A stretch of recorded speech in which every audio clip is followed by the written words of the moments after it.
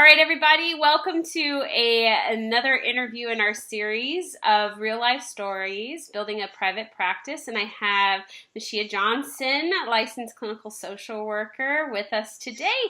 And you may also call her Nye. So welcome. Hi. Thanks for volunteering to share your story with people today. Tell us a little bit about where your practice is at currently, who you serve, and what you're up to right now.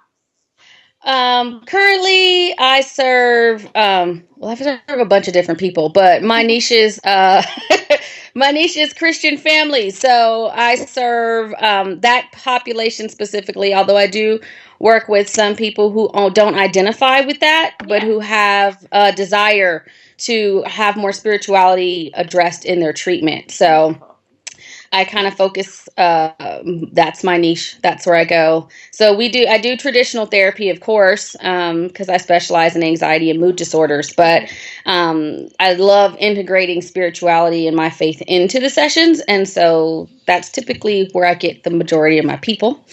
Currently I'm full-time, so I don't have a second job. I'm not part-time anywhere. This is what I'm doing every day. How long have you been full-time? Since January. Of this year, yeah? Yes. 2015? This year. Tell me about your process of when you started private practice, why private practice, and kind of what it took to get to the point of jumping in full-time. That's kind of an interesting story, Kelly. Great. I did community mental health for years and years, since like late 90s. So I've been doing it a long time, but I knew years ago, like, I'll open up a community agency. I could see it in my head. I never really saw myself as having my own private practice. I have a mentor who has a private practice. He's very successful and cash only, but he did that after he had worked at YA, California Youth Authority, for years. So it wasn't like he needed it, but he's very successful at it. Like, he's full as much as he wants to be full. He encouraged me a lot. 2 years ago, it was just something in my faith that I kept feeling like I was supposed to do it. And so I talked with my pastor about it, and I said, I'll do it. And I saw a few clients, but I found it was really much more difficult than I thought it was going to be, finding the right people to go to ask questions, and how do you do it? It wasn't part of my grad school program. They didn't talk about that in social work school at all. Right. You're geared towards social justice and social welfare and medical things, but not towards private practice. So right. So for you, starting a private practice came out of a spiritual kind of nudge, right? Yes. Mm-hmm. And something that was unexpected? Yes. And something that you even sought counsel for to further discern? Yes. Right? Yes. And I think that that's different. Not a lot of people say, I wanted freedom in my time or whatever. And for you, it's kind of like this calling that is how it first started. Mm-hmm. Yes. And then from there, I think, can you speak to, I love that what you were saying. I had 2 clients, and it was a lot of work for 2 clients. I think when you're first starting out, that's what it feels like. It's like, I'm working so hard, but you have to start somewhere. So how did you cope with that kind of, that startup period of the practice where you are working your tush off, and and it takes a while before you see that shift?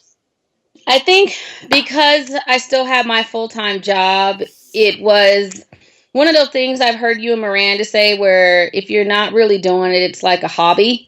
So I think I still had that in my head. I was doing it, but I wasn't pushing it or pursuing it anyway. It was like that old movie, if you build it, they will come. And so eventually these people are just going to know that I'm here, and they're going to show up, and they're going to call, and I don't have to do anything but just have a phone number.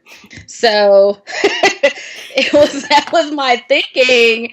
I had that magical thinking. It was strictly magical. So I guess the coping part was, I just decided to stop putting energy and time into it, really. It was just kind of, if people call, okay, and if they don't, okay. It was kind of defeatist. Like, whatever. It wasn't so much. I didn't really have an ideal client or anything like that. It was just whoever wants to see me, I'll see you, kind Mm-hmm. of a thing. So it wasn't focused, Why which do I you think think? is why it was also more stressful. Why do you think that was? What do you imagine you were protecting yourself from with that?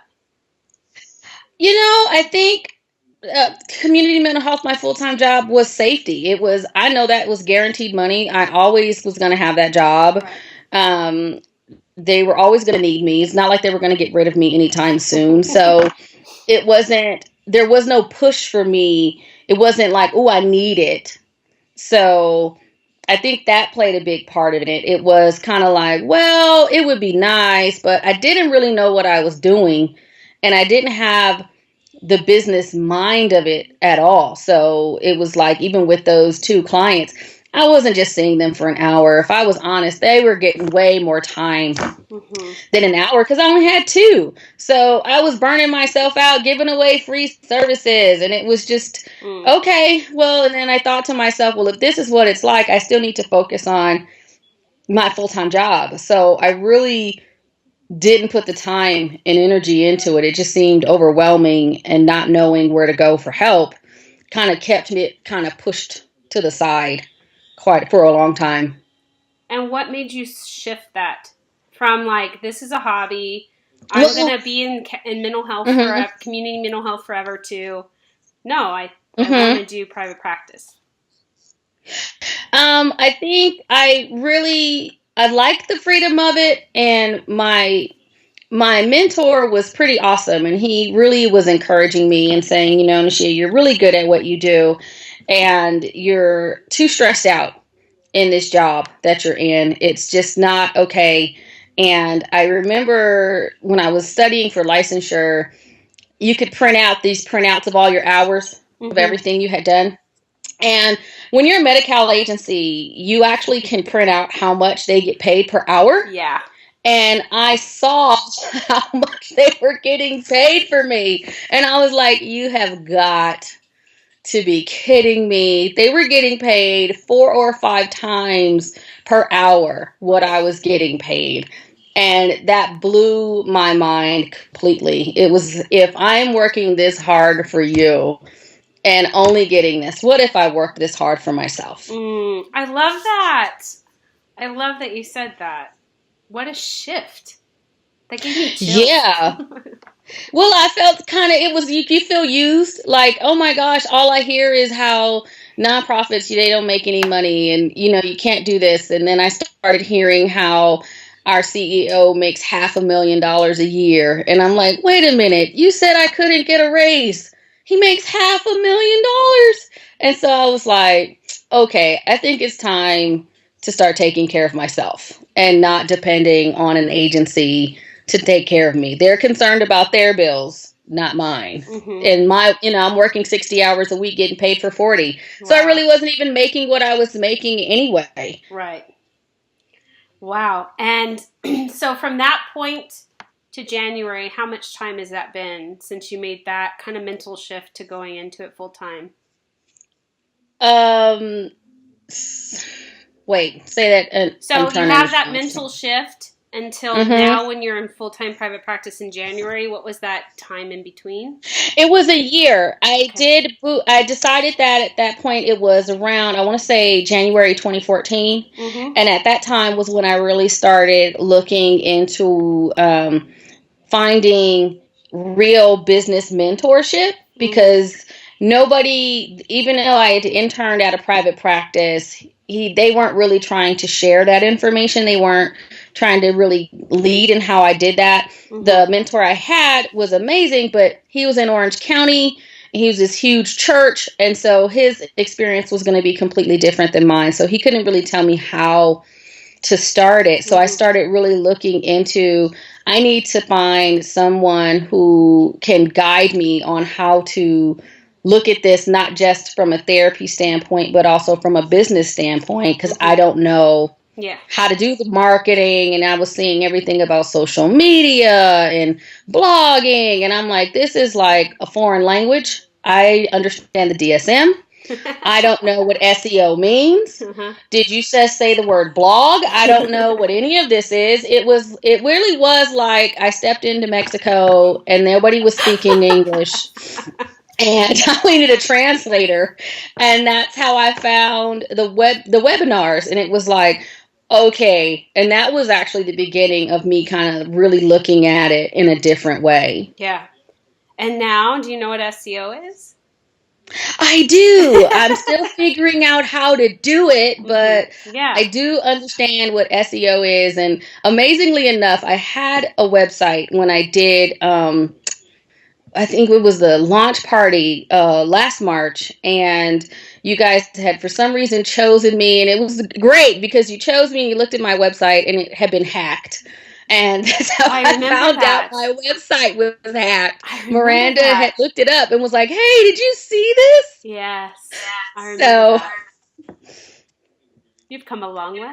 Yeah, I learned a lot about websites and security and things you need to do and all of that. I would have never known any of that information because I didn't even know that could happen. So tell me about your passion for Christian families. Why that? Well, spiritually, it was what I was pushed towards, and I end up getting a lot of people at my job, at the community mental health job that I worked at, they knew my faith and they knew who I was. And so I was in management there and they'd come and talk to me. And I ended up doing unofficial counseling all the time. Everybody would want to come in and talk to me and things are going on and, well, can you pray with me and things like that. And so then it actually started happening at church all the time and people had questions and people that I'm around who are Christian struggle with counseling, the idea of it. You know, you get told it's bad. You shouldn't have to do that. You should be able to pray your way through it. Even though they believe, they really do struggle with seeking out help for things. Mm-hmm. So it was a way to kind of say, hey, you can seek help. And I respect your faith and I respect your values. And I'm not going to give you therapeutic advice that goes against what your faith is telling you to do. Mm-hmm. You know, I get a lot of people who go see therapists, and I was a very, very traditional therapist. I got my master's degree at Cal State Long Beach, and anybody who knows Long Beach knows Long Beach is pretty liberal. Mm-hmm. I was very, very liberal. So it's not to say that traditional therapists are bad or anything like that. It's a whole different arena when you have someone who's coming to you because they're pregnant, they don't know what to do. And abortion is not an option. So you can't even talk about that with them. You have to talk about, well, what does God want me to do? And how does this impact my family? And what is my pastor going to say? It's a whole different there are other set factors. Of questions. Mm-hmm. Yeah. And so I felt real passion for that. It was like, you know what? They're just like me, mm-hmm. trying to figure out how to do everything you have to do every day. But then the added of figuring out how does my faith play a part into it. And I've been there, so I wanted to be there for other people. Right. I think it speaks to you being comfortable with who you are. Mm-hmm. You know, that's where niche always starts.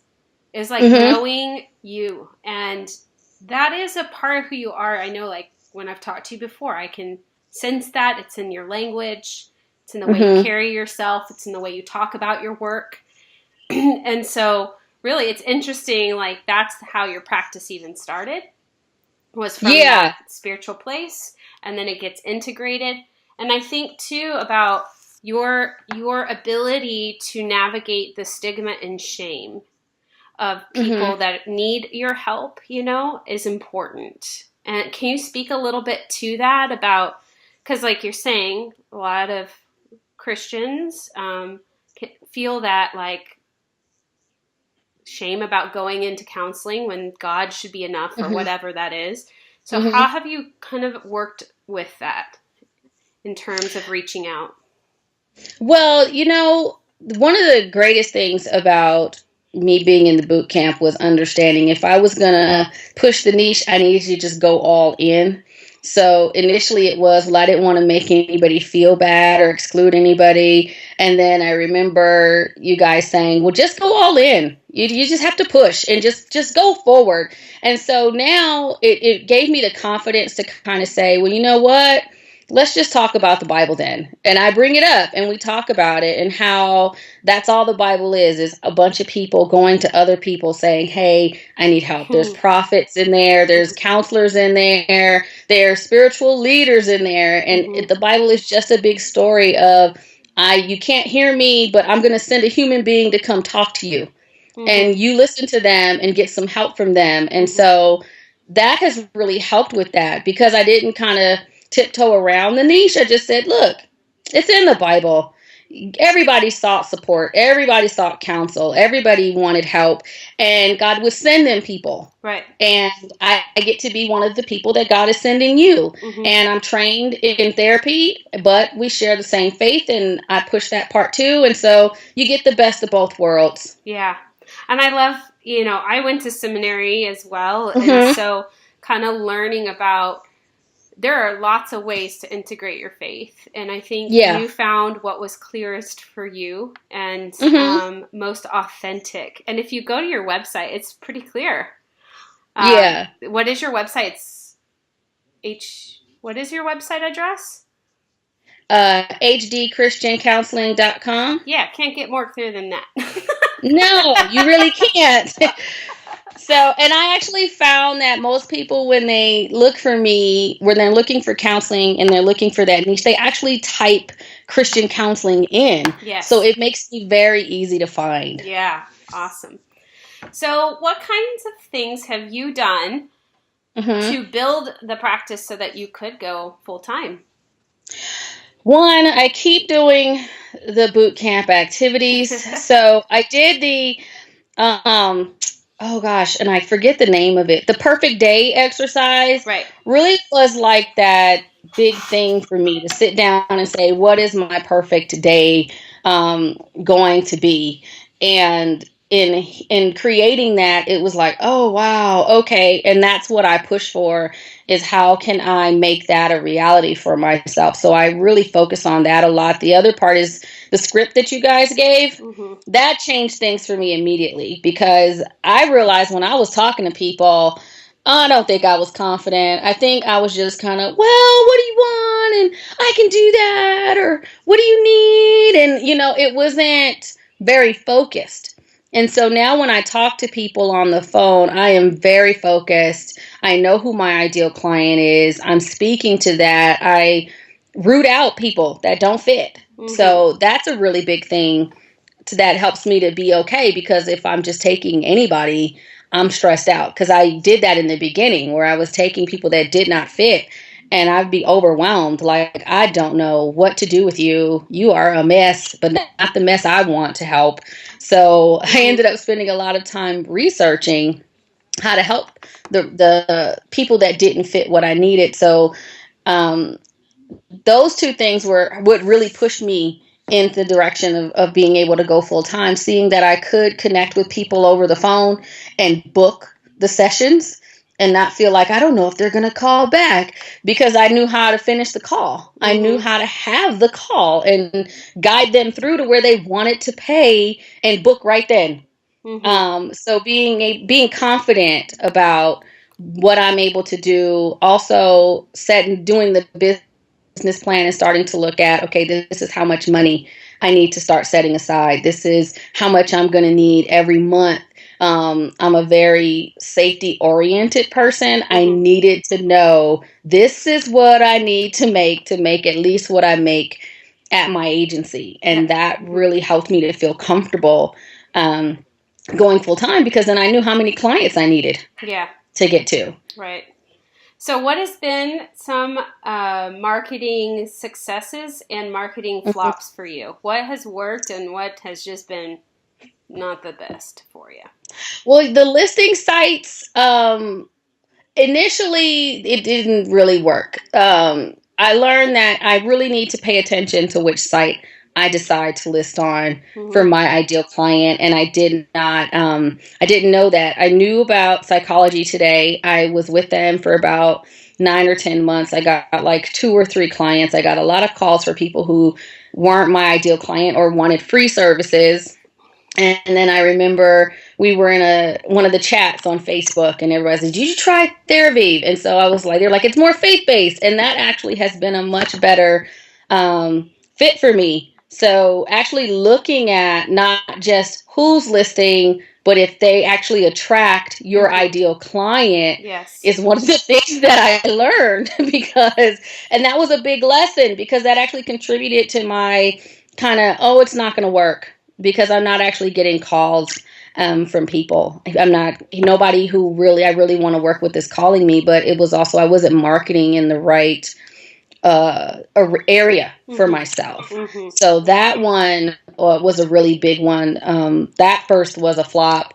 The other was I did a workshop, not a workshop. I did a big event in my local area, and I was looking forward to it for months. They have hundreds and hundreds of people, and I just prepared for it. And nothing in me decided to go, what type of people come to this event? right. So I got there and I had prepped all this stuff and I had spent all this time, and it was a good learning experience. Sure. But not my ideal client was there. These were people who did not work, who wanted free services, and did not really want to invest in their mental health. And so it was like, yeah, I learned how to be there all day, but it wasn't necessarily, I didn't do the research to make sure it would be beneficial for my practice.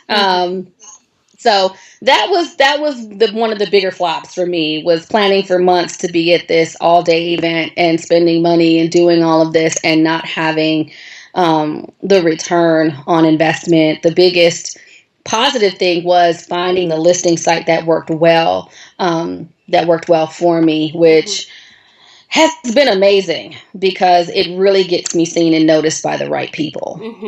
Cool. What kinds of relationships have you built as you've been building your practice? And, we talk a lot about building connection. Where have you found the best connection to be for you? The best connection for me, honestly, is the Facebook board, because everybody is always talking and encouraging me to do stuff. And I get really inspired by other people. And so many people on there are just doing amazing things and great things, and they haven't done them before. And that gives me a lot of motivation. And I get to communicate with them all the time because nobody else in my world is doing what I'm doing. So, and then what I found up here is people would want to connect on LinkedIn, but they don't want to meet. They're very competitive. So, the online community has been really important for me. They've really kept me going.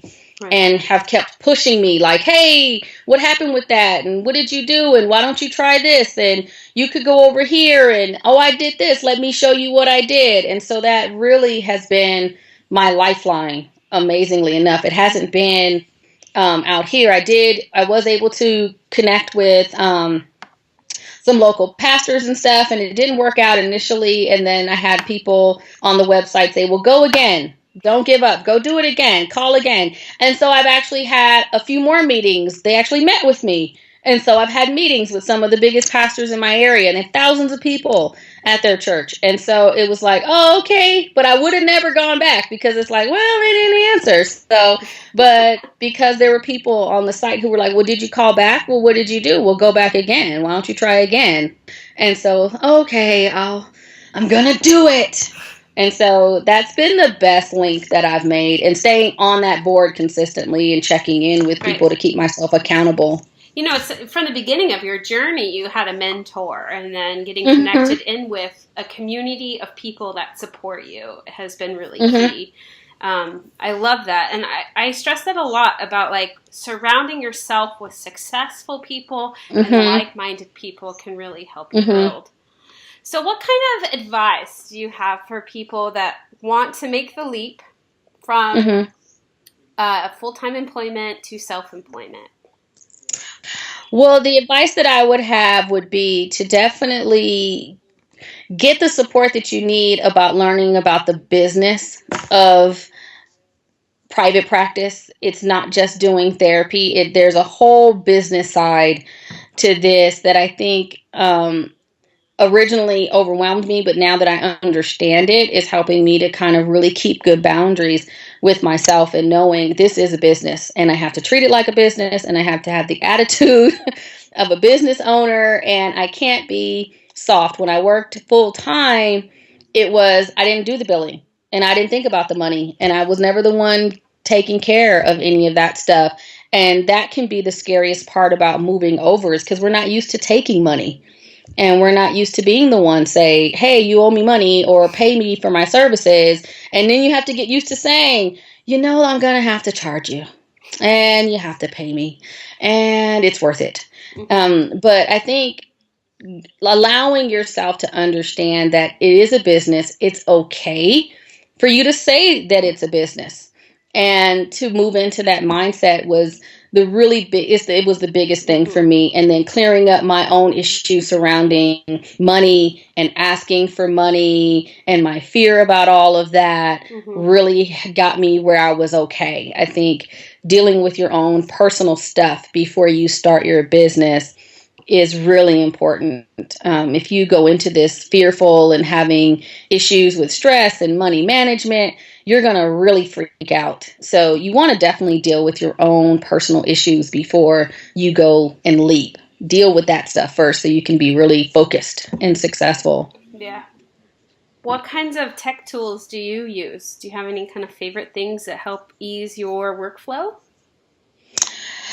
Simple practice is the biggest lifesaver ever. I actually invested in that when I only had 2 clients after boot camp. I was like, okay, I don't know if it's worth it, but I'm going to do it. And it has been one of the best investments. It keeps me, I know where my money is. I know how it's coming in. I know who owes me money. It tracks my schedule for me. And I just love that thing. And they have an app and I can pull it up and I can look at things. And that has been one of the bigger, things for me to be able to make this leap, because if I had to do this in Excel or QuickBooks, I don't think right that I could do it.